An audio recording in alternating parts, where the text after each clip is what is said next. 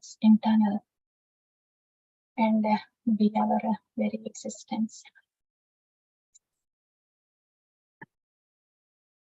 So, Pravaha.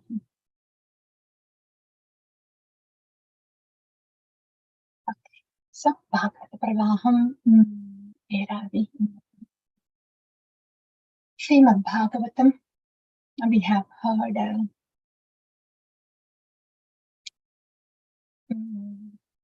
the Bhagavatam, the significance of Bhagavatam, overview of Bhagavatam, and then concised summary of Bhagavatam, first canto, second canto, third canto.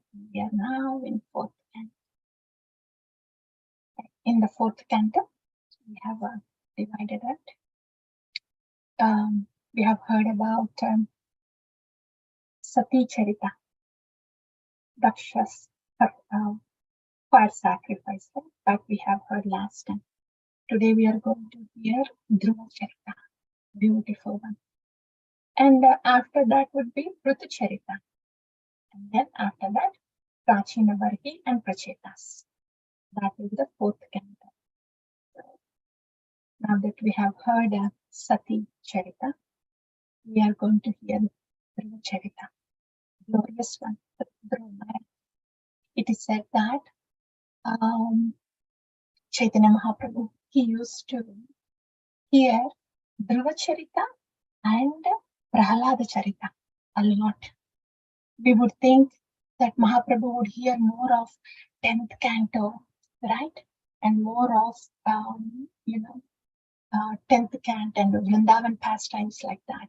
But Mahaprabhu was hearing more of these two charitas. And we will know why. The determination behind that and the absorption, that these, both of them are kids, children, right? Both of them are children. In spite of that, the special qualities they have and the special qualities in their devotion, because of that and because of many other reasons, Chaitanya Mahaprabhu was hearing about these charitas more. For us specifically, there is a lot from Dhruva Charita. Beautiful one.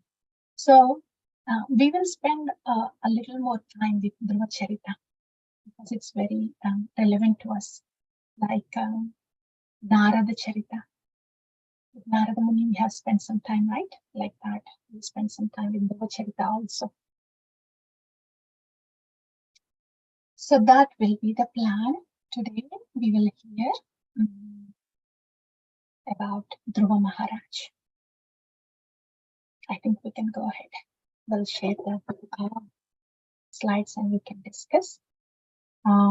Yes, we are good to go. Let me share the first one.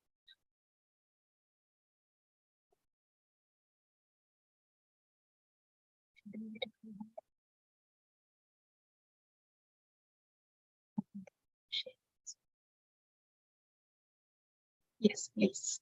There you go. That's Dhruva Charita. Yeah. So in the fourth canto, Maitreya Muni, he was explaining to Vidya about this sequence of events. First about Sati and now about Dhruva.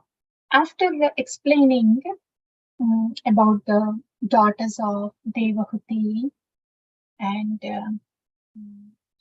Akuti and Prasuti, now he's going to come to Uttanapada dynasty. But before that, just as a matter of formality, there was a description of one of the sons of Brahma. When describing about the sons of Brahma, there was description about the four Kumaras and then Narada and different other sons. Yeah, but there was no mention about one son of Brahma whose name is Adharma. And that's why there was not big mention about him. Because Adharma, irreligion. But just for the mentioning sake, the sake of mentioning, Maitreya says that there was says a little bit about adharma. And the reason to say a little bit about him is when we hear about what adharma can do, then one would tend to avoid that kind of thinking. For that sake, he just mentions quickly about adharma. So it is said that there was a son of Brahma whose name is Adharma, that is irreligion. And he's married to a woman called Falsity. So this marriage is a dharmic one. This is considered as marriage between a brother and sister here. So that is why this is adharma. The whole point here is when there is adharmic thinking, then how the cascade will follow here. There will be bluffing and cheating. Bhagavatam says, with the union, then this progeny is formed, bluffing and cheating, and with their union, greed and cunning, like that. So Bhagavatam describes like that. And the point here is when there is an adharmic thought process, how it can result in the cascade of all, the rest of the thought processes as a result of the initial one.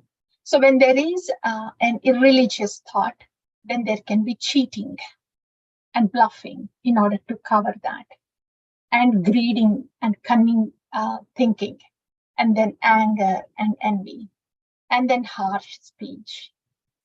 After that is death and fear and excess of pain and hell. This is the resultant of some adharmic thinking. Mentioned, done. Now Maitreya cannot wait to describe it about glorious Charita of Dhruva Maharaj.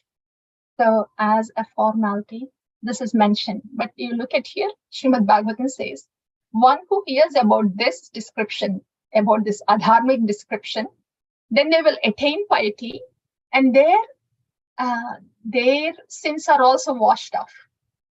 You'll be thinking, what? Such an obnoxious one. Why would anybody attain piety? How could their sins be washed away? Because by hearing how degraded and obnoxious it is, then one would take proper measures, and they avoid to get into this kind of thinking and in this kind of proceeding. And that's why, and this way, Bhagavatam will help them not to even get into this kind of thinking. In this way, they attain piety and they are washed of sinful contamination. That's what Bhagavatam says. So some kind of learning, either learning how to do good and knowing what not to do. Everything is learning. Yeah. So Maitreya, he mentions that. And now starts about the Uttanapada's dynasty. All the three daughters' progeny is described. Now Uttanapada. So Swayambhu Manu has this son by name Uttanapada. And Uttanapada has, he had two wives, Suruchi and Suniti. Yeah, so this is Suruchi in this green sari with a little child here. And this is Suniti with Dhruva Maharaj holding here. And that's Uttanapada. So Uttanapada was ruling his kingdom with his two wives, and the sons are there. And one day, Suruchi's son sat on the lap of Uttanapada. And Dhruva Maharaj also wanted to sit. Of course, he wanted to sit because he's also his son, right? Sitting in the father's lap. That's very natural. So he wanted to sit, he sat. So when these two sons sat, then Suruchi, she's the younger wife. Yeah. So she came in. She says, she speaks these harsh words to Dhruva Maharaj. She was feeling very envious and proud, but we'll know by hearing what her words are, then we will know. So Suruchi comes and says, Dhruva, you don't deserve to sit on your father's lap. because sitting in his father's lap means he's actually sitting on the throne. Father is sitting on the throne. So if Dhruva is sitting on the throne, I mean, on his father's lap, it means he's sitting on the throne. So Suruchi says, no, you don't deserve to sit there. To sit there on your father's lap, which is on the throne, you have to take birth in my womb. Yeah. So you have to worship Lord Hari, do the tapasya, and that way, when he's pleased with you, then he will give you a birth in my womb, and then you will be born as my son, and then you can sit on the throne. That's what Suruchi says. And Dhruva, he feels so sad and shocked. He didn't expect that. Sitting on a father's lap, hearing these words, so he looks at Uttanapada, his father. Uttanapada also doesn't say a word. He stays quiet. Dhruva Maharaj was very hurt, very insulted. And then he leaves the palace. So yahan pe, what did Suruchi say? She said, you don't deserve to sit there. And she said, for you to get the qualification to sit there, you have to worship Lord Hari. Then he will be pleased with you. Then he will allow you to take birth in my womb. The thought process. Look at the thought process of Suruchi. This Charita, here in Dhruva Charita, we have a lot of help coming here to see what we can learn and how we can not only learning, just by hearing this Charita, it will have its effect on us of what kind of bhakti is being practiced here by each personality. And the best of what we are hearing, it will come to us. That is the effect of Bhagavatam. So that is what is going to happen to us now. So here, Suruchi, she spoke these harsh words. She is saying to Dhruva, you have to go worship Lord Hari. So she was also talking bhakti. Yeah. Bhakti, in a way, she has looked down Dhruva. She has inflicted upon Dhruva. Anytime giving pain to others in the name of bhakti, yeah, that is bhakti in mode of ignorance, right? And also, Suruchi was saying, when you do the tapasya and Lord Hari is pleased, then you will be born in my womb, and that's when you can get to the throne. What is she thinking, the lady? If somebody does tapasya of Lord Hari, they can go to the abode of Lord Hari. Why to be born in a mortal womb, to take birth in this mortal world, right? But under the influence of, this is passion. Thinking so high of oneself is passion, right? So under this influence of ignorance and passion, she was talking to Dhruva like that. So she was telling Dhruva to go worship Lord Hari, but these are the words that are coming out. So because of our bhakti, if there is any infliction upon anybody else, then that is bhakti in ignorance. And because of our bhakti, if we tend to think that we are something, we are irreplaceable, or something has to happen to us, that is self-centered, right? So in bhakti, if we are thinking like that, then that is a thought of passion in bhakti. And here, Suruchi, Uttanapada is the emperor, right? So she is saying, in other words, unless you go through me, you will not have access to your father. You will not be able to be with your father unless you are born to me, unless you go through me. This is a natural tendency. In the outside world, in order to get some name, fame, recognition like that, people try to associate with famous personalities, right? Any famous personalities to get some recognition like that. So that is a passionate one to get the recognition. In the devotion too, it's very much possible, right? Be the same people when we start devotion. This kind of thinking can come into us. Not it can grossly come out as wanting to have recognition, but it can be subtly there inside us too. And Shastra says that kind of inclination where we put ourselves first in front of bhakti or guru. So basically masking Bhagavan or guru, our presence, and making others go through us. That is guru bhogi. So that is a guru bhogi thinking. In other words, making the use of guru somehow or other. So one can get attention. So one can get a recognition.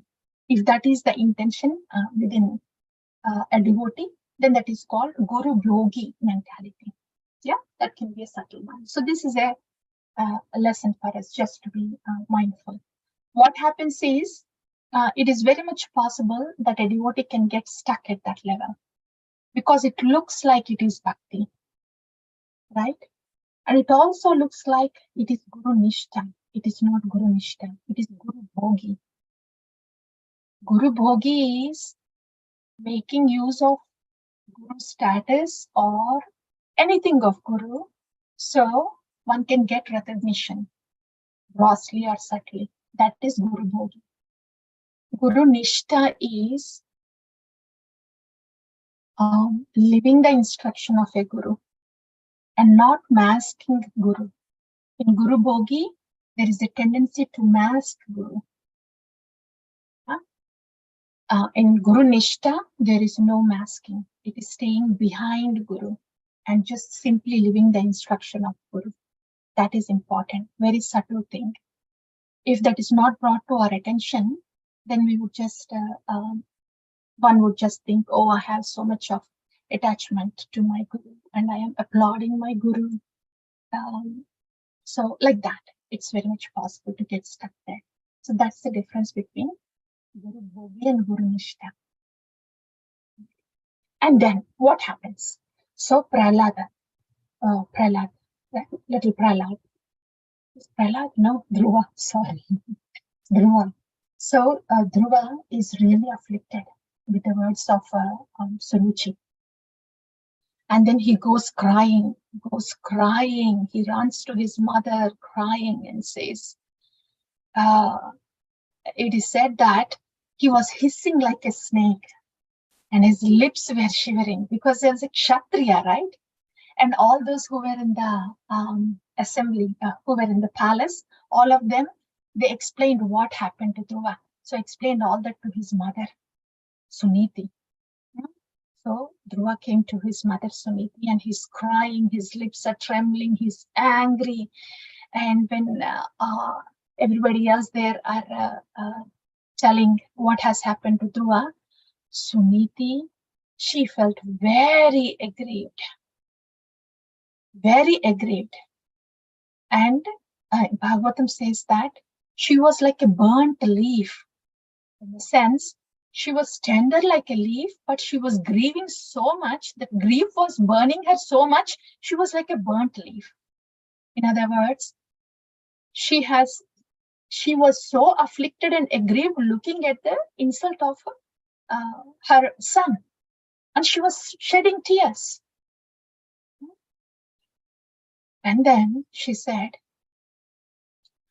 immediately she said, in order to make sure that Dhruva does not have any enmity or anger against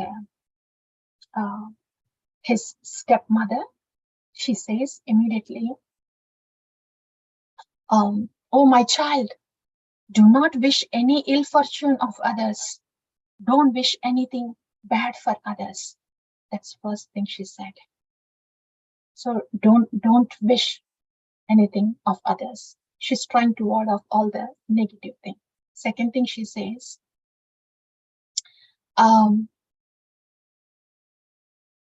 whatever happens to us is because of the karma coming back. So she's drawing attention to oneself. Suniti. And then she says, okay, since you want to sit on the throne, since you want to become king, what your stepmother said is true. Because she is the favorite queen of your father, she has precedence. I am not so much considered here. So that's why through me, you don't have a qualification to be a king. But as she said, you can still be a king. You just have to worship Lord Hari. She starts glorifying Lord Hari. Yeah. And she says, you have the desire to be a king? No problem. All you do is you have to worship Lord Hari. You know how powerful Lord Hari is? You want a kingdom, right? Your father has a kingdom, but your grandfather has a bigger kingdom, Swayambhu Manu. He is much more glorious than your father. He is much more powerful. Who do you think gave all that power and kingdom to your grandfather? That's Lord Hari. And then she goes, even more powerful than your grandfather is your great-grandfather, Brahma. And there are so many munis worship just to get the darshan of your great-grandfather. Remember, we have heard about Hiranyagarbha worshippers, right? So she says that. So there are so many munis worshipping just even to get the darshan of Brahma. And where did your great-grandfather get all this from? Just by meditating upon the lotus feet of Lord Hari. That is where he got all the power from. Now you know where to get your desire fulfilled. So that's the glory of Lord Hari. That is who you want to please. That is who you want to meditate upon. So, and then she says, Tameva vatsashraya bhratya vatsalam mumukshibir mragya padabcha paddatim ananya bhave nija dharma bhavite manasi avasthapya bhajasva purusham. Tameva vatsa, oh vatsa, my dear child, ashraya bhratya vatsalam. Take the ashraya of bhratya vatsalam, the affectionate shelter giver of the devotees, Lord Hari. Mumukshibir, whoever is desiring liberation, mrugya padabja paddatim. They have followed this padabja paddatim, this paddati, this process. What is that process? Pada abja. Pada abja, lotus feet. Taking shelter of the lotus feet is a process that has been endorsed.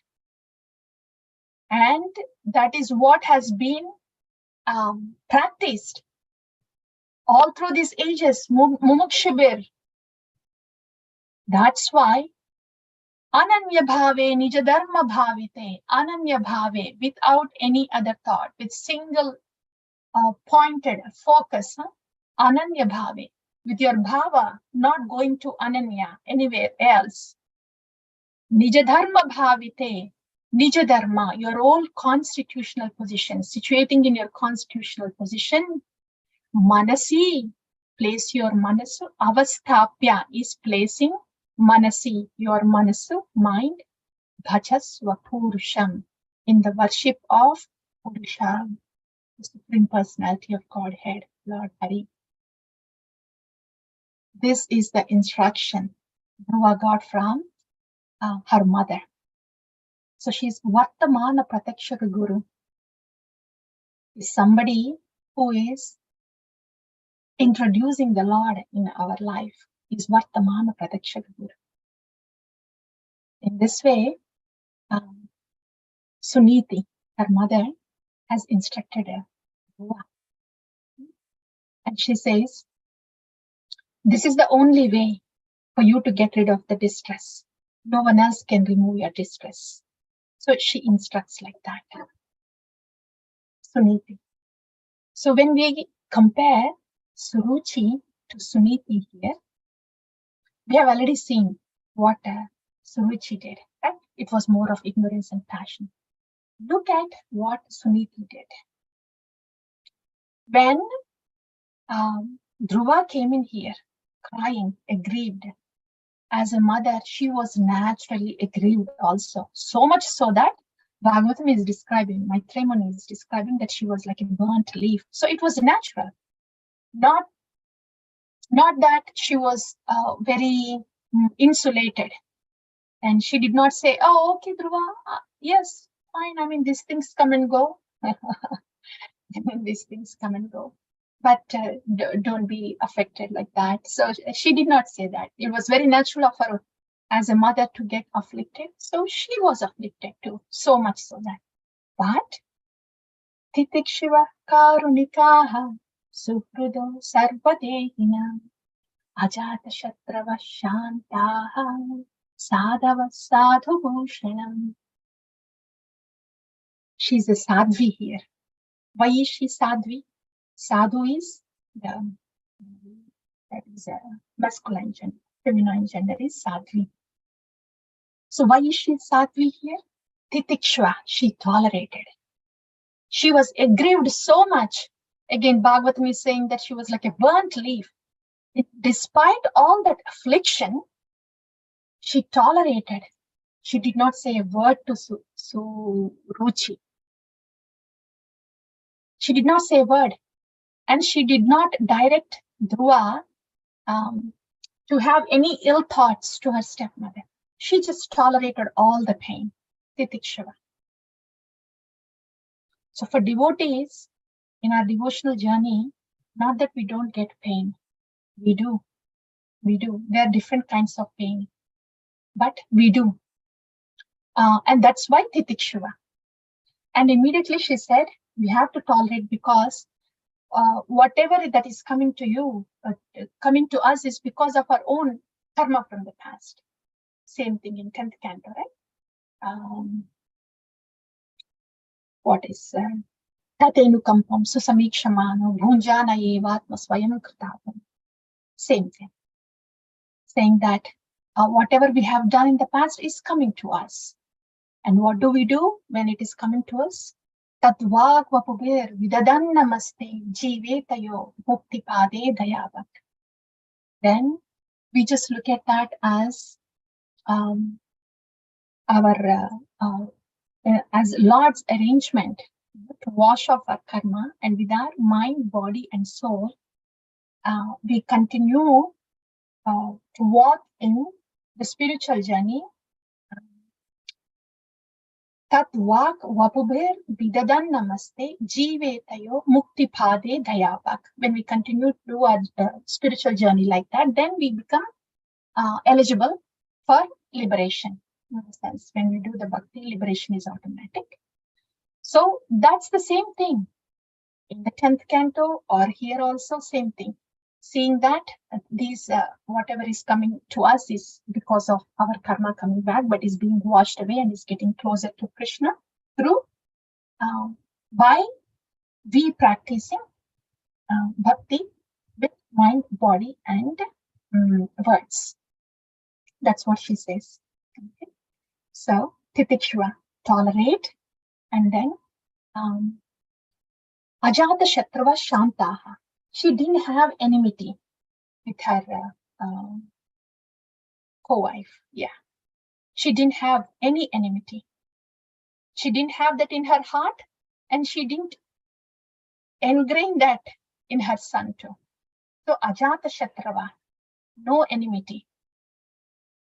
Others may be looking at like so Ruchi can treat Suniti as enemy because she is in ignorance and passion. So she may think, oh, this Suniti is my enemy.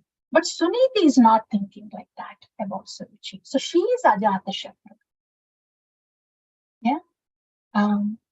So these are the Sadhu Bhushana.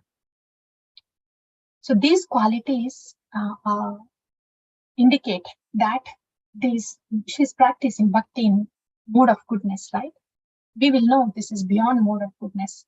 Later on, we will come to know. But at least these are the sadhava sadhu bhushanam. She is happy. This is how the mode of goodness bhakti is practiced. And one may think, what? Tolerate like that? Especially in this day and age. They will think like that. But there is much more to just tolerating. We will see how she has transformed everybody with her bhakti. So that is the potency. That is the potency of bhakti. When there is no tolerating retaliation, then it's on a regular mundane platform. But when somebody is doing tolerating, especially in connection with Bhagavan, then they will be empowered to transform people around them. And this is what Suniti is doing. So now she has instructed Dhruva. She has done all this. She warded off any negativity, no negativity to your stepmother. If you want, you just have to look at this as our own karma coming back. And now I'll tell you what you need to do in order to satisfy your desire. Worship Lord Hari. She gives the direction to her aggrieved son. After giving direction towards the lotus feet of Lord Hari, she glorifies Lord Hari. Little child, right? The wise little child. So the way she was glorifying was, your father, your grandfather, your great-grandfather, all of them got power from Lord Hari. So powerful. All that you need to do is just go worship him. So glories of Lord Hari. Give the direction and glorify. This is why when we hear the glories of Harinam, then our faith also goes up. So that's one more thing. That's one thing we want to do to get more faith and taste for Harinam, to hear about what Harinam can do to us, how potent it is, hearing the glories of Harinam. Okay, so till now we have heard about Bhakti in the mode of goodness and how she gave direction and to her son and glorified Lord Hari. Now Dhruva comes out. He is super determined. This actually reminds us of Narada Muni, how he has to make his travel too. So Dhruva comes out. And then Narada Muni hears about this and comes to Dhruva. And then Narada Muni starts instructing Dhruva. First, he checks and sees. Narada Muni, by this time, he can understand why Dhruva came out, what his mission is. Very passionate mission, right? But Narada Muni still speaks like this. He says, oh Dhruva, you see, you don't be affected by this honor and dishonor. You know, all these things happen because of one's karma coming back. And if somebody is really intelligent, they should just be satisfied with what they get, just taking that as an arrangement from the providence, from the Lord. So in that way, they should be satisfied. And you are a little boy, and you are heading to the forest to do tapasya. Even big munis, sages, they could not get darshan of Lord Hari. And you are so small. Do you understand what you're trying to do here? I think you should go back. And maybe when you get a little older, then you could try doing the tapasya. Because many mystic yogis, Whoever did the tapasya, they failed to get the darshan of the Lord. It's not an easy job. Dhruva, it's not an easy job. You know what? After you go back to the palace, if you don't want to be too disturbed, then you just follow this. Try to follow this, and maybe you'll feel better. Okay. And by the way, see, if somebody, if this kind of insults and challenges, when something comes upon us like this, only when we tolerate all this, then we will come out of the ignorance. Also, I'll tell you something that can take away your miseries. You know what? Gunadhikan mudam lipse anukrosham gunadhama maitrim samanat anvichen natapair abhibhuyate. If you don't want to have any tapa, any miseries, you just have to do this. See, generally the miseries are about because of the people around us, right? All you need to do is dhruva. Gunadikan mudam lipse. When you see somebody more advanced than you, guna adhikam, they have adhika guna, more qualified than you, mudam lipse, just be happy. Be pleased that you are able to see that kind of advanced personality. Just be happy. Anukrosham gunadhamat. When you see somebody that is gunadhamat, a little less advanced than you, then anukrosham, be compassionate to them. You don't look down on them, be compassionate to them. And then maitrim samanat anvichen. When you see somebody that is equivalent to you, just show friendship to them. So in this way, by feeling happy when you see your advanced devotees and feeling compassionate when you are seeing beginners, and feeling friendly, having friendship with your samanat, with your peers. By having this kind of relationship and feeling with different kind of people, then you will not have any tapa, any miseries. So you can go back and do this. Now everybody says that. What happens then? This is something for us before we go to the next one. This is something that can be helpful for us. Gunadikan mudam lipse anukrosham gunadam maitrim samanad anvichen. With the equals, there should be friendship, not envy. And with the subordinates or beginners, we should have compassion, not pride, not look down on them. And gunadikan mudam lipse.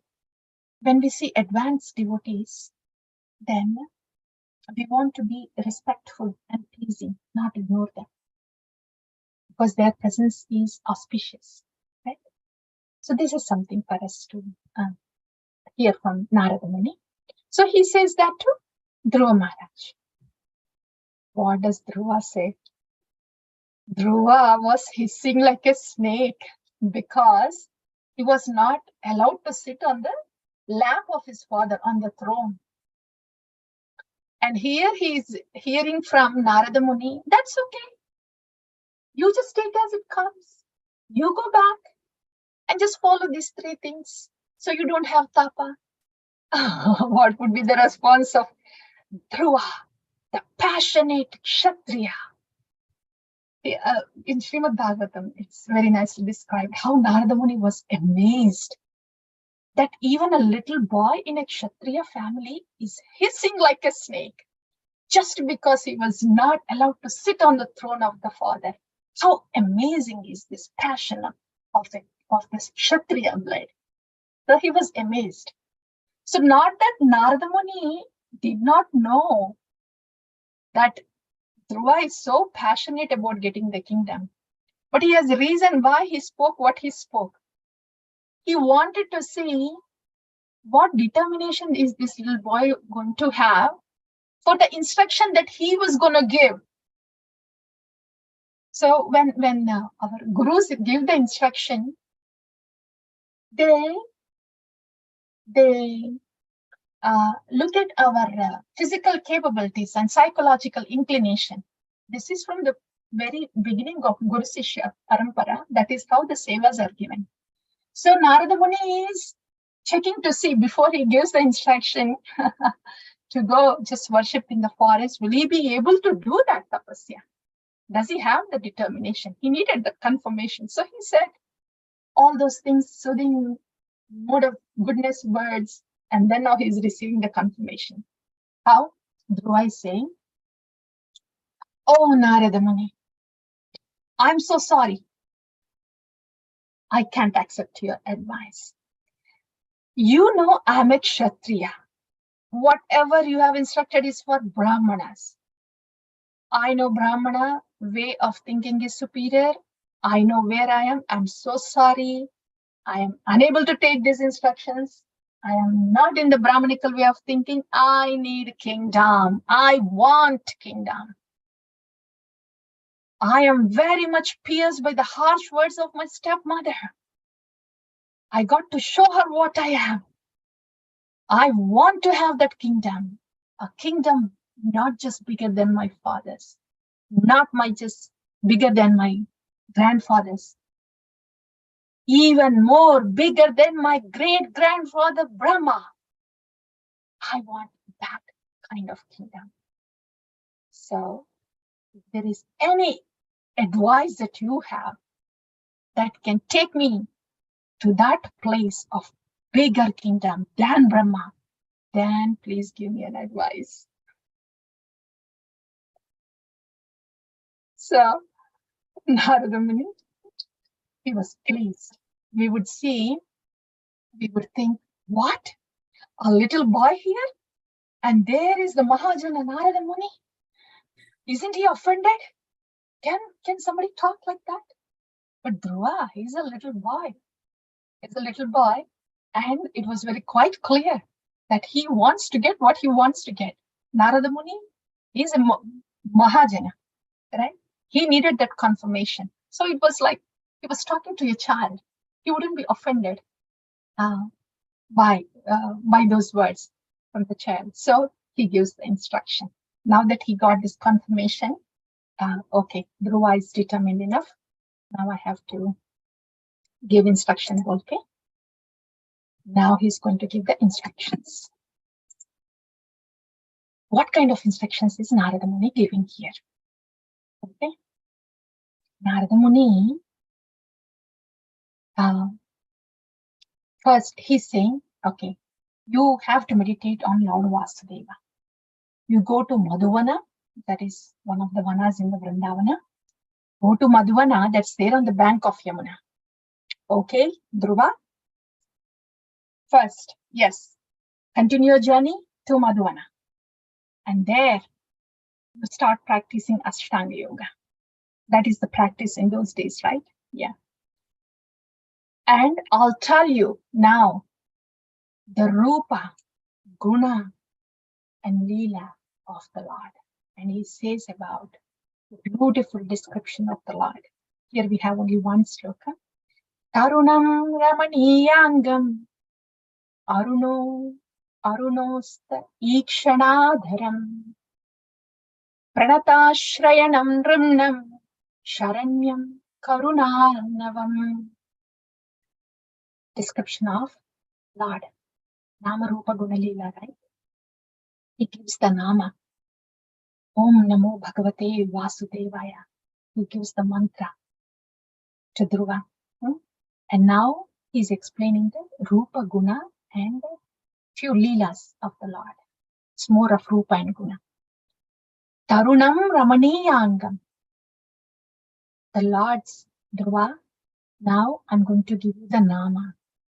And this is going to be the Rupa and the Guna of the Lord. So Krishna Katha is happening now. With the Harinama, Hari Katha also happens simultaneously from our Sri Guru, when we hear from our Guru. Harikatha, Harinama are together. Any glorification, any katha that is about Harinama is Harikatha. Any description of the Nama, Rupa, Guna, Leela is the glorification of the Nama. So Harinama and Harikatha are two sides of the same coin. So now the Harikatha is happening about the Nama. In the Nama is the Lord. And how is the Lord? Tarunam Ramaniyangam. Tarunam, very youthful. Ramaniyangam, beautiful. Angam, transcendental body of the Lord. And Aruneshta. Aruneshta is the pinkish color when the sun rises, those pinkish sun rays. That pinkish are his Ikshana, eyes, and Adaram, his lips. And so that's a description of the lips and eyes of the Lord. Then Pranatashrayanam Ramnam. And whoever does the pranati, whoever does the surrender, who seeks the shelter, then he gives the ashraya. And he is the one to take ashraya. Why? Sharanyam Karunarnavam. Take the Sharanyam of this Lord because he is Karunarnavam. He is the ocean of mercy. So in this way, Narada Muni gives description of the Rupa of the Lord that is present in the Nama. And there are more slokas in the Bhagavatam, very beautiful ones, but here only one shloka is mentioned. So in this way, Narada Muni has described the Rupa of the Lord. There are in the slokas, the gunas of the Lords are also very much described. See here, the guna Karuna Arnavam is a guna, transcendental quality of the Lord, Karuna Arnavam. Like the holy name. Holy name is Karuna Arnavam.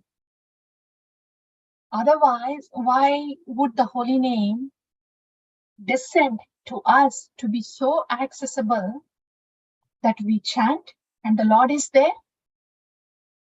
What more merciful? How much more the Lord can be merciful that we utter and the Lord is there?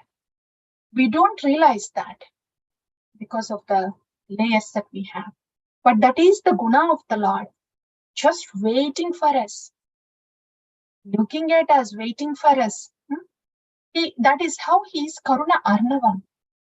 He's made of mercy. Like that. So that is the guna of the Lord, transcendental guna of the Lord. And the Leela is also, the Rupa is also described.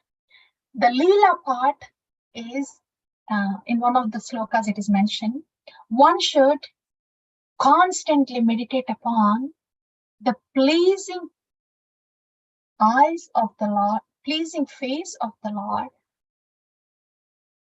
with eyes, mercy-filled eyes and cheerful smile. In this way, when the devotee looks at the Lord would reciprocate with merciful glances. So there is some reciprocation there, not very active pastimes that were described here in this setting. So in this way, the Rupa, the Guna, and a little reciprocation is described by Narada Muni to Dhruva Maharaj. And he says,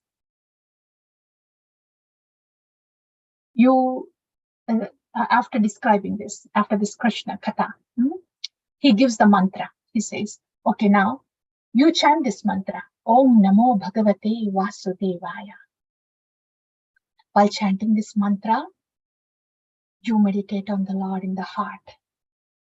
Narada Muni, his Guru, already gave the Rupa, Guna, Leela, Varnana, right? So chanting and meditating on the Rupa, Guna, Leela. This is how you do, okay? And For the worship part, this is when you chant Om Namo Bhagavate Vasudevaya, you chant and then you do the Nama Rupa Gunalila Smarana. And outside of the chanting, when you, the worship, Vigraha Radhana, how should you do? Sri Murti Seva. That Narada Muni is saying.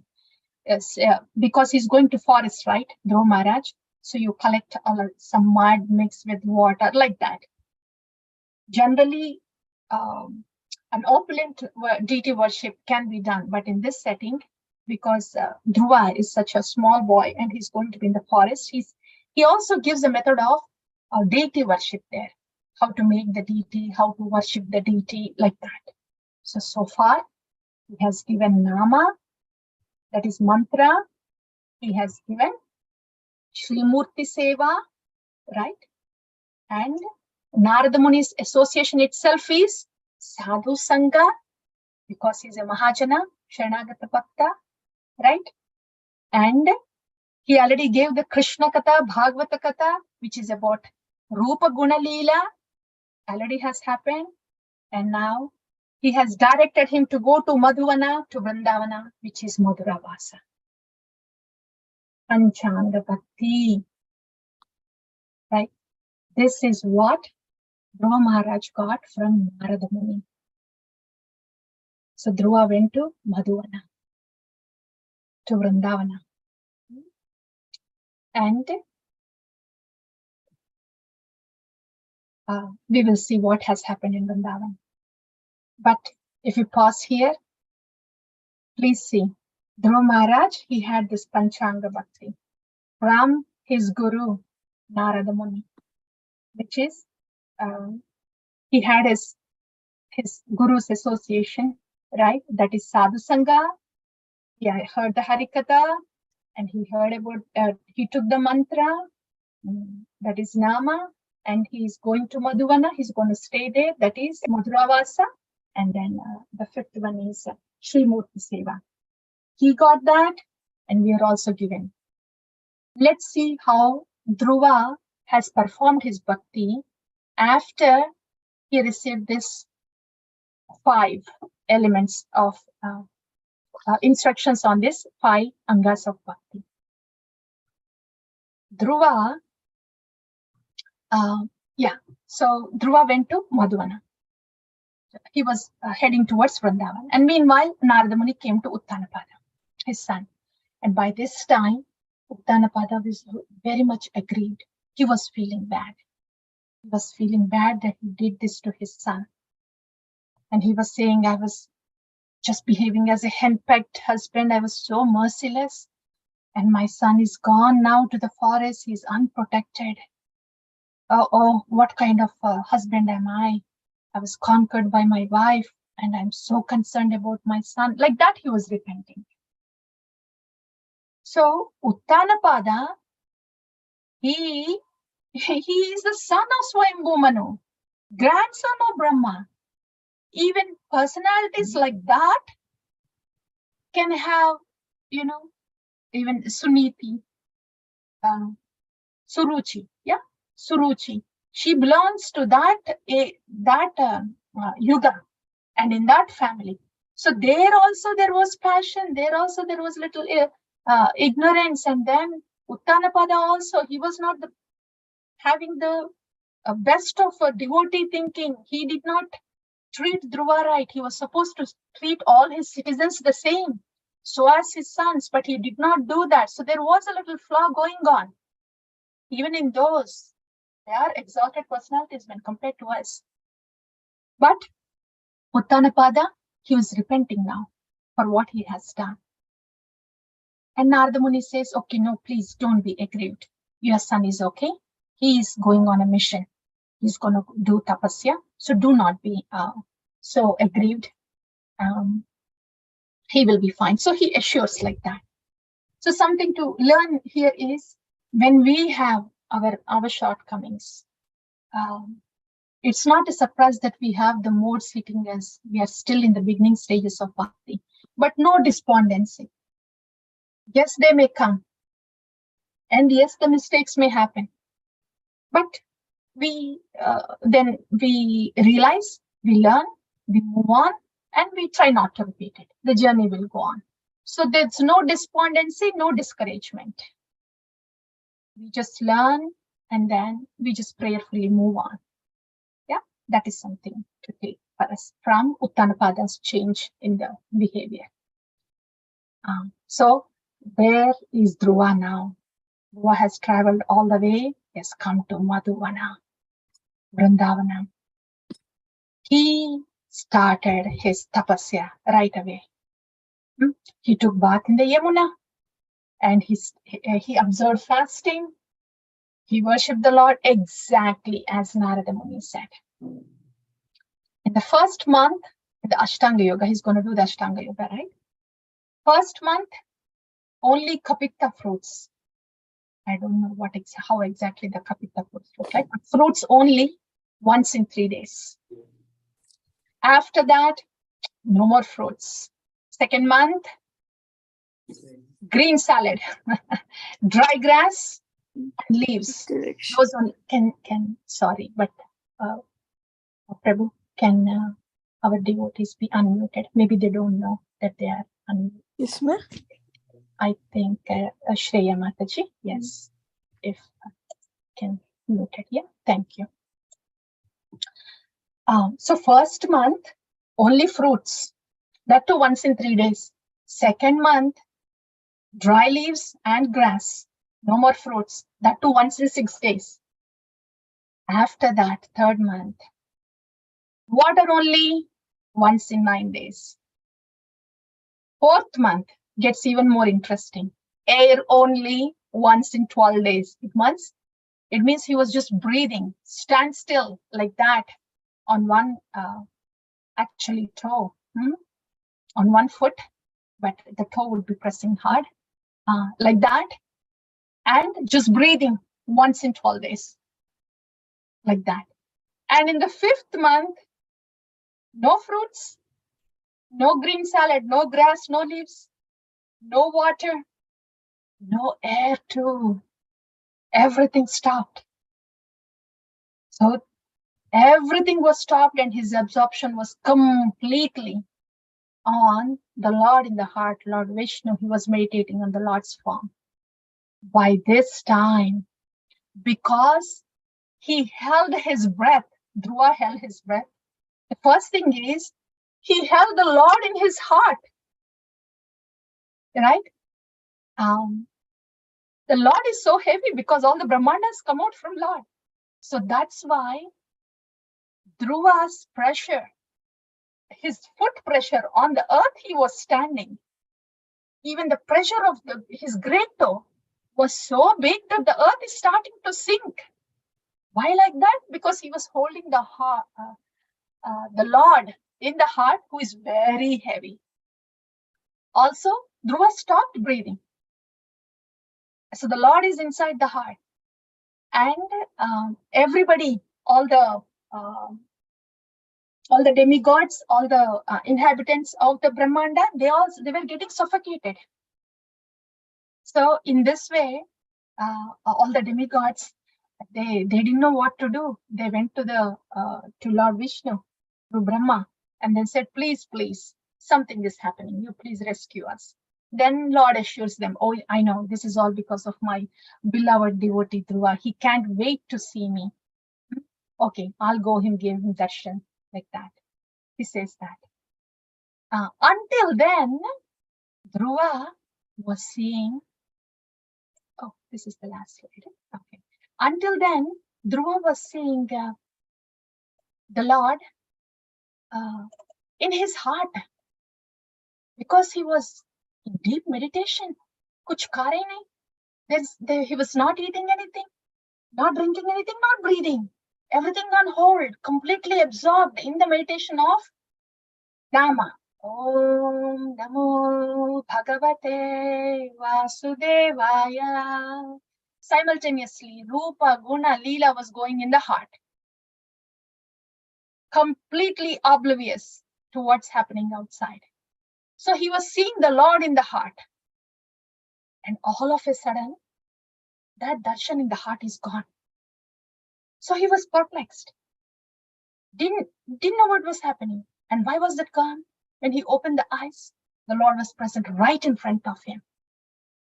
Dhruva didn't know what to do. He's a little boy. He was just following the instructions of his guru.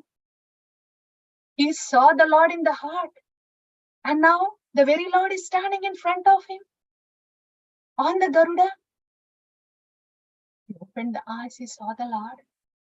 Dhruva didn't know what to do. He was having these ecstatic symptoms. He's unable to speak. First of all, as soon as he saw the Lord standing on the Garuda, the same Lord that he was meditating the heart, he didn't know what was happening. He was confused. He just prostrated as a stick, dandavats, on the ground to the Lord.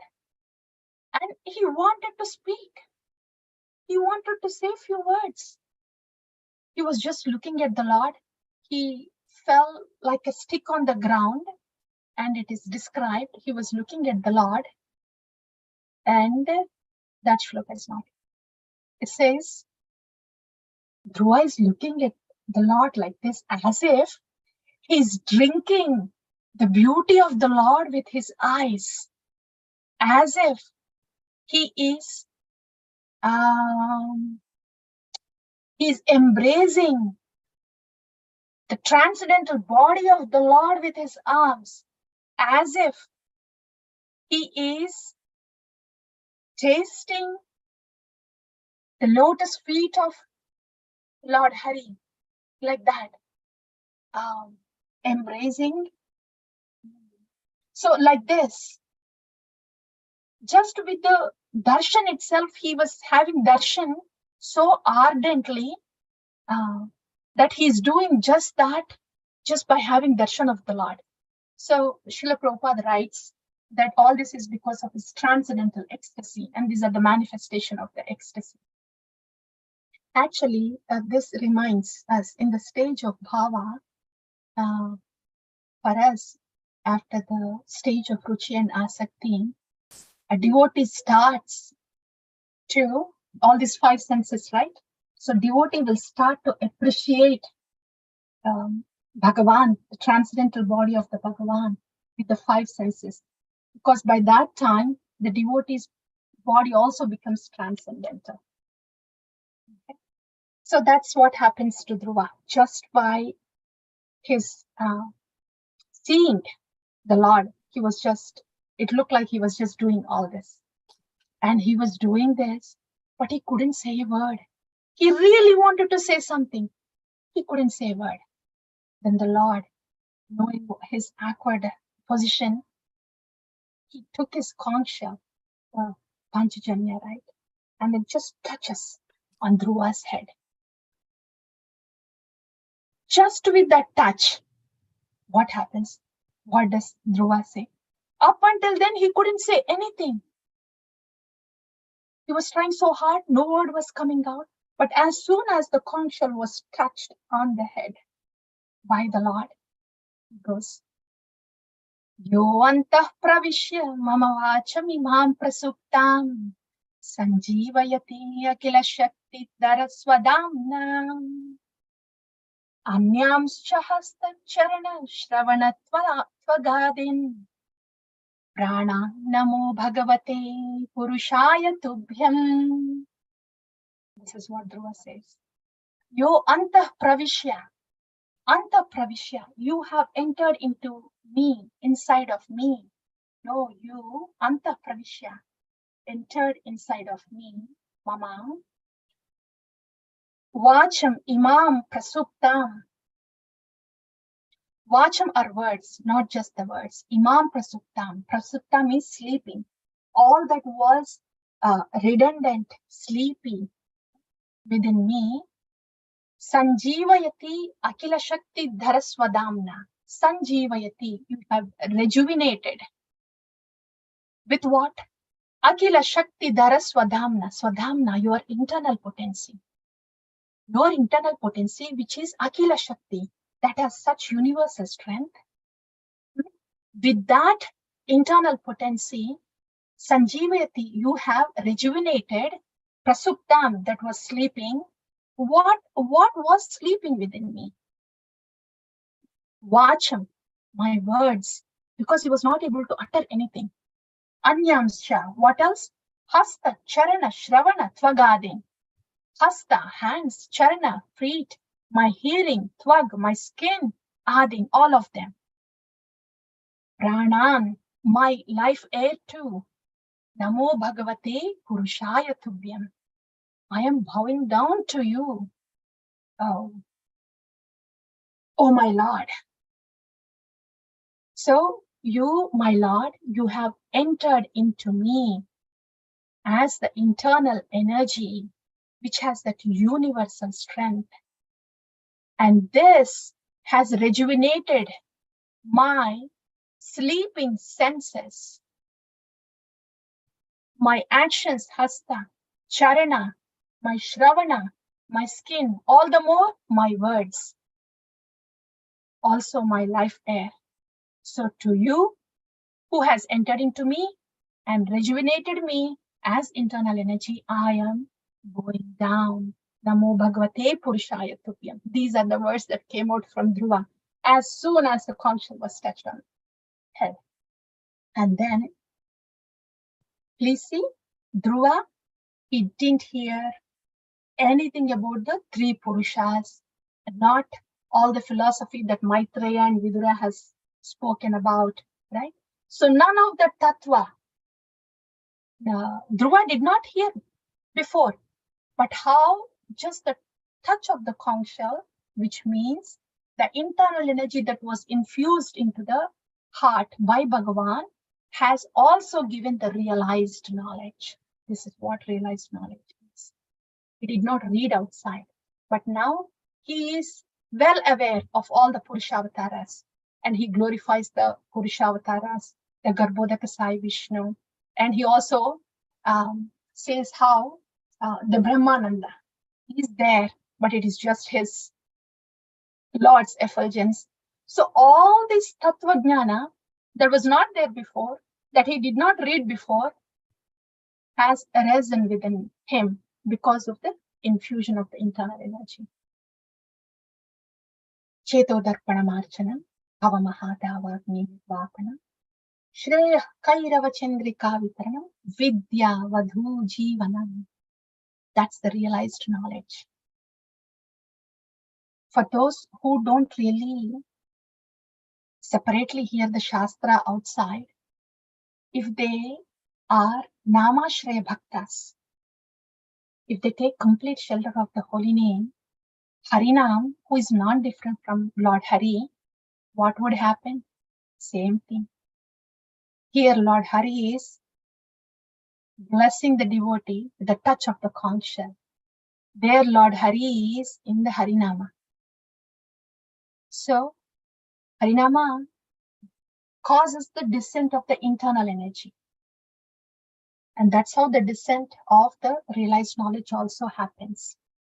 Like our Gaurkishore Das Babaji Maharaj. Yeah, the spiritual master of Srila Bhakti Siddhanta. He was illiterate. He did not read anything. But what knowledge does he have? That's a realized knowledge. Yeah. So that comes with the mercy, with the when the internal energy is infused within us. So that's what happened to Dhruva.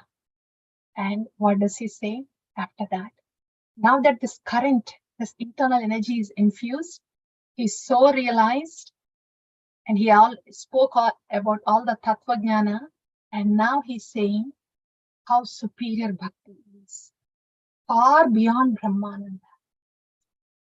Yanivrittis tanubhritam tava pada padma Yanat bhavajjana kada shravanena vashya Sa brahmani swamahimani apinadamabhut Vantaka salulitat patatam vimana.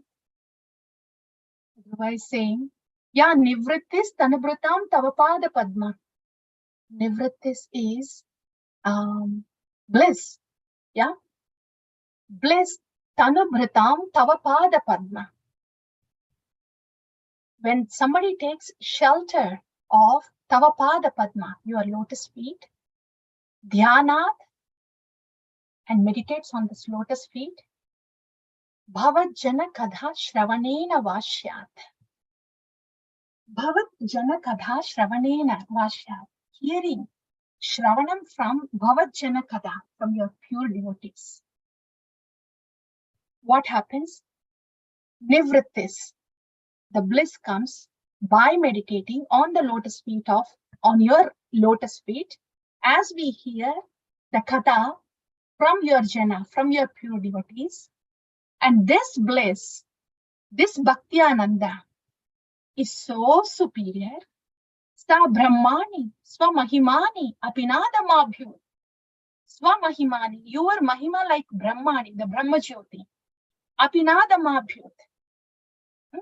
That doesn't come close to this Bhaktananda. Brahmananda doesn't come close to Bhaktananda. And what to speak of? Kim tu antakasalulita, patatam vimanat, falling down from the airplanes, the demigods, when all their good karma is over, it is said that they fall from their Pushpaka Vimanas, the heavenly airplanes, and they take birth on the earth because all their sukriti is gone, good karma is gone. So, antakasa lulitat, when the death approaches, patatam vimanat, they fall from the aeroplanes. So, that's the heavenly pleasure. So, what to speak of the heavenly pleasure? The bliss that is obtained with Bhakti Ananda, which is Tavapada Padma Dhyanat. That is so blissful, so great than Brahmananda. What to speak of this Bhogananda that is there in Swarga. So that he has realized. That's the realized knowledge. The next one follows. Bhakti-ananda is so superior, but how would one get that Bhakti-ananda? Yes, Bhakti is given to us. For Narada Muni, those Panchanga Bhakti is given. For us also, all those 5 are given. Narada Muni, Dhruva. Dhruva Maharaj, practice these 5 things. And he's saying these words. Oh, this bhakti, this bliss is so good.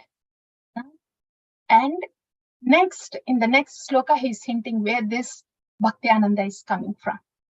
Does everybody feel Bhakti Ananda? When would they feel that Bhakti Ananda? Everybody is practicing bhakti. But when would they feel that Bhakti Ananda is giving that? At the next verse.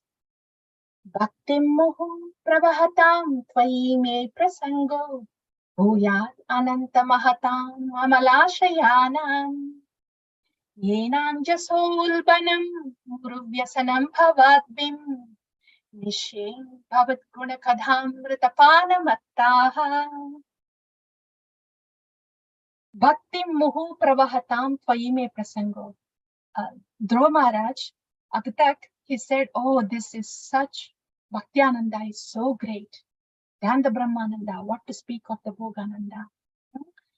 For this Bhakti Ananda, for me to get this Bhakti Ananda, Bhakti Muhu Pravahatam Tvayi Me Prasango.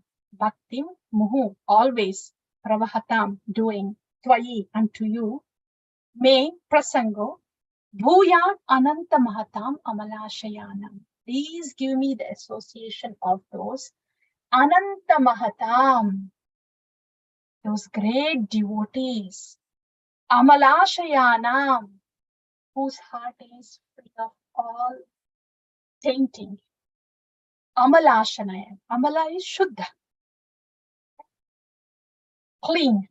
Amalashayanam, whose hearts are purified and clean. Give me the association of those great devotees whose hearts are clean and are performing bhakti muhu, performing devotional service to you always with their association.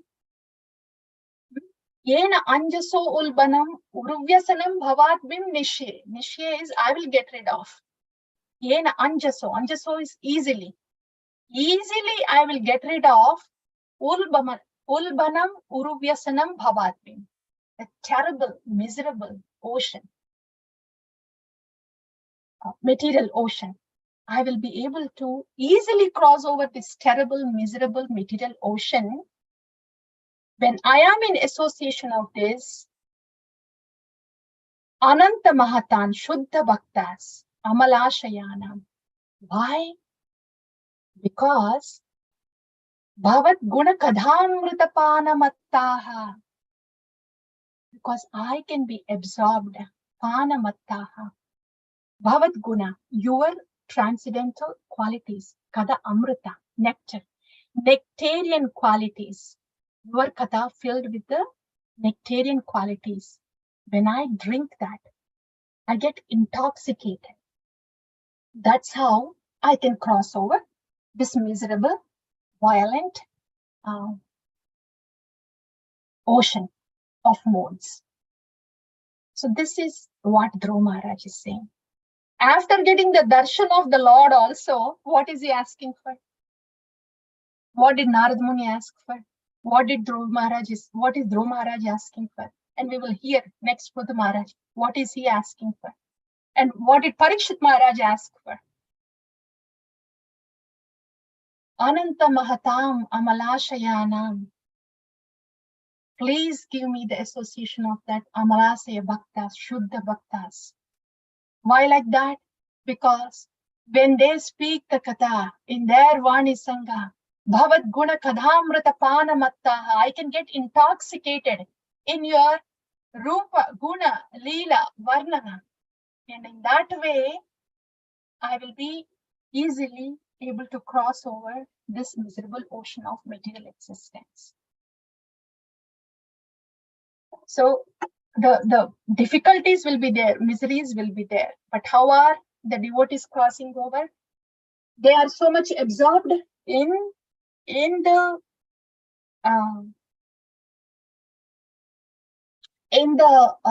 thought of the Lord and seva of the Lord, that whatever miseries are there, it would not touch them. Not that devotees will not have the problems, but they will not feel the problems gradually over a period of time, because they get intoxicated, like alcoholics. So when somebody drinks alcohol and is on the road, and if he's falling up and down because of intoxication, and if he's getting bruised, yes, his body is getting bruised, but he doesn't know it is getting bruised because he's intoxicated. Like that. With the bhakti intoxication, how does that intoxication come? Is that so easy to be intoxicated in bhakti when we are being battered and bruised like that? Not easy. We cannot artificially get intoxicated here in the mind on our own. When we are with the intoxicants, with the spiritual intoxicants, this premi bhaktas, lovers of God, so their intoxication will come slowly to us. The divine intoxicants, the Shuddha Bhaktas. If we are with them, then their intoxication will slowly come to us, because we cannot manufacture in the heart. So this is what Dhruva Maharaj is asking. And then he says, I haven't experienced this previously before. And we have already discussed that. He talks about the Tattva Jnana also. And after Dhruva Maharaj offers these prayers, then the Lord, he says, Bhadram te. Okay, I want to award whatever you have desired. You have, along with prema. That's a bonus again. This is so good. Lord really gives extra, more than what the devotees ask for. Karda Muni also same thing. He says, I want to award what you have desired. The kingdom, that's what you have desired, right? Yes, granted. Much more bigger than your great grandfather Brahma, which is this Brahmanda. That is Dhruvaloka. Okay, got that Dhruvaloka. So you will achieve that greatest place, Dhruvaloka. And after ruling 36,000 years, the Bhuloka, then you will achieve that place, Dhruvaloka. And the Lord is telling the future. So that was your wish. And you are brother Uttama was there, and your stepmother Suruchi was there. They were not really kind to you. So the Lord says their future also, that Uttama will die in the future, and Suruchi, his mother also will be aggrieved because of the death of her son, like that. But even Uttama and Suruchi, they are transformed also later. Later we will hear about that. But Lord is just saying what will happen in the future, that he will be ruling this kingdom, and after that he will be going to Dhruvaloka, and then he foretold the future also about Suruchi and Uttama. And then the Lord leaves. Dhruva doesn't know what to do. He feels so sad. He was displeased. And we would think, why, right? After all, he came, he wanted the biggest kingdom. He did the tapasya for 6 months, didn't eat, didn't breathe, and the Lord appeared and he gave the boons that he was looking for, the biggest kingdom ever. He gave the darshan too. Dhruva should be happy. He wasn't happy. Why like that? With the bhakti yoga, the heart changes. If he was a passionate Dhruva before, and now touched by the internal energy of the Lord, he was thinking, how foolish was I? I was just looking for pieces of glass, but the Lord himself is there like diamond. What was it my intention to actually do this? Tapasya? How foolish was I? And I saw my brother as enemy, and my stepmother as my enemy. What was I thinking? How immature I was. Oh. How was I before? How foolish I was.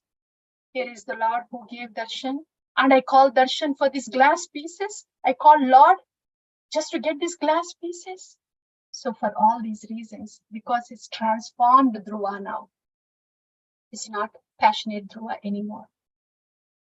So this is what the magic of bhakti is. When we do the bhakti, we'll have all the desires in the beginning, ye chahiye, wo chahiye, everything. But when the heart is being transformed, even though those things are given, we'll be like, oh, do we really need that? I want something more permanent, eternal. So that's the change in the heart. That's the higher taste. So you get the higher taste. Right? When we get the higher taste, the lower taste doesn't. We don't want that lower taste anymore, like that. So he's a changed Dhruva now, transformed Dhruva. So that's how Dhruva is changed, transformed. He comes back, and Uttanapada, all the citizens of the kingdom, they receive him, welcome him. Suruchi is also transformed by this time. Uttam, his brother Uttama, is also good. All of them are transformed by this time. How? Because Dhruva's mother, Suniti, she was in the palace. Her tolerance, her practice in the mode of goodness, her qualities of sadhvi has changed the heart of the rest of the people in the palace, her husband, her co-wife, everybody. So now everybody is transformed. So everybody welcomed Dhruva. And in this context, Maitreya is saying, Yasya prasanno bhagavan gunair maitrirādibhir hari tasmai namanti bhutani nam api ivasvayam. When somebody is pleasing the Lord with all these Vaishnava qualities like Maitri, friendship, everybody automatically bows down to them, as the water naturally flows to the downslope. So the qualities of Vaishnava qualities, along with Maitri, which pleases the Lord. They have that capacity that everybody would bow down. Now that Dhruva is transformed, he is welcomed very well in the kingdom. And then soon Dhruva grows up, and Uttanapada, he didn't want to stay too long. Even before Dhruva was married, he enthrones Dhruva and gives the kingdom to him. He's Rajarshi. This is the quality of Rajarshis. They are not after this kingly pleasures. They rule responsibly and they retire with detachment. Like that, Uttanapada enthrones Dhruva and then retires. Yeah, so that's about the Dhruva Kada till now, and we'll do the rest next time. So far we have heard about how Dhruva was insulted by his stepmother Suruchi. Yeah, that's where we have heard about how one would practice bhakti in the mode of ignorance and passion, with affliction to others and then pride about themselves. After that, we have heard about how the practice of bhakti in mode of goodness, the sadhvi qualities of Mother Suniti, and how she gave direction. First of all, how she made sure that her son did not think anything ill of others. Ajata Shetru, yeah, and she was Titikshva. She was tolerant also, yeah, and how she gave a direction to Dhruva to pursue his goal. Not only direction, but glorification of the goal. How Lord Hari is so glorious and powerful that he can definitely give what Dhruva is looking for. That we have heard. Bhakti in goodness and the sadhvi qualities, determination and glorification. And then Dhruva meeting Narada Muni. There we have heard how Guru tests the disciples to see what their physical capacity is and psychological inclination is, and then gives the direction accordingly. That we have heard. And here, Dhruva, within 6 months, less than 6 months, with the Panchanga Bhakti that he was given, he could attain the goal. In a sense, he could please the Lord. How was that possible? Such a small child. Why was Lord Chaitanya hearing Dhruva Charita so much? The determination, the simplicity. Here is my Guru Narada Muni, and he is giving these instructions, and he is giving this mantra, and he is giving this process. I will do it exactly, and I will get what I'm looking for. Simplicity is having that full faith in the sadhu that is giving the bhakti to us. Srila Bhakti Siddhanta Saraswati Thakura, he emphasizes this a lot. He says simplicity is Vaishnavism. If one has that kind of faith in the sadhu, Shri Guru, that has given the bhakti, then this is the result.